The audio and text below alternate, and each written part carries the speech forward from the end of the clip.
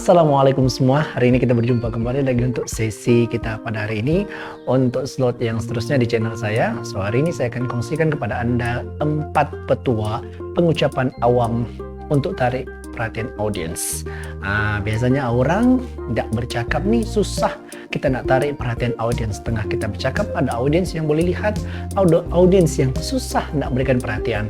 Petua yang pertama dipanggil sebagai Petua Kawalan Notasi Suara. Petua Kawalan Notasi Suara. Notasi suara ini ada berapa? Ada 3. Yang pertama, suara daripada teka. Daripada teka. Yang kedua, suara daripada kepala. Teka, kepala. Yang ketiga, suara daripada dada dan juga perut. Dada dan juga perut. Kepala, teka, dada dan juga perut. So ada 3 notasi suara. Dan kadang-kadang ketiga-tiga kaedah ini, ketiga-tiga notasi suara ini kita kena gunakan mengikutkan masa yang paling sesuai. Ada masanya kita nak tegaskan sesuatu, kita akan tinggikan suara kita. Dan ada masanya bila kita nak bercakap secara biasa, secara mendatar, kita gunakan suara yang daripada tekak biasa. Dan ada masanya bila kita nak berikan sesuatu yang lebih mendalam dan mempunyai rasa dan mempunyai jiwa, kita biasanya gunakan suara daripada perut. Dan kenapa? Efeknya lebih mendalam dan kadang-kadang lebih memberikan impak yang lebih hebat kepada audiens kita. So boleh gunakan ketiga-tiga notasi suara. Sebab itulah kalau kita nampak ada orang yang hebat bercakap, dia akan pandai mengalunkan notasi suaranya, berubah-ubah di atas, di tengah dan kadang-kadang di bawah. So yang pertama, petua kawalan notasi suara. Yang kedua, apa dia yang kedua? Yang kedua dipanggil sebagai petua kawalan pergerakan tangan. Ada orang bila bercakap, tangannya tak boleh ditahan. Tangannya akan bergerak dan bergerak dan bergerak lagi. Dan terus bergerak. Ini adalah tindakan refleks. Ada orang yang letakkan tangannya macam ni, ada yang angkat macam ni. Kalau petua saya saja, saya selalu bagi ceramah di sekolah, mudah saja. Nak angkat tangan boleh, tapi jangan angkat terlampau tinggi. Biarlah di paras bahu saja. Angkat terlampau tinggi nanti lain pula jadinya. Macam buat konsert sudah. Paras bahu cukup. Kalau rasa ada getaran pada tangan, nebus, pegang macam ni ataupun buat macam ni. Bila bergegar, tangan kita akan di-support ataupun dikawal oleh tangan sebelah. Jadi getaran itu makin kurang. Itu boleh gunakan kaedah itu. So pergerakan tangan paling mudah nak kawal audiens. Benda yang positif kita berikan kepada audiens. Benda yang negatif kita buang jauh daripada audiens. Contoh, hari ini saya berjumpa dengan pelajar-pelajar yang mau berubah. Hari ini saya berjumpa dengan pelajar-pelajar yang sangat positif.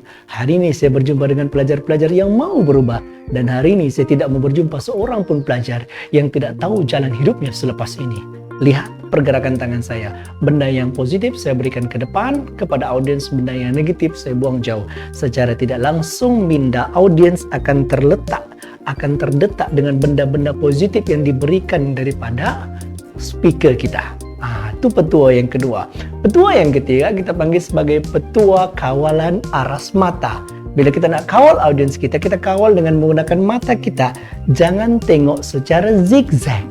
Zigzag. Bila kita tengok secara zigzag, percayalah audiens pun akan nampak kita, dia tidak begitu bersedia, dia tidak begitu confident dengan apa yang dia katakan.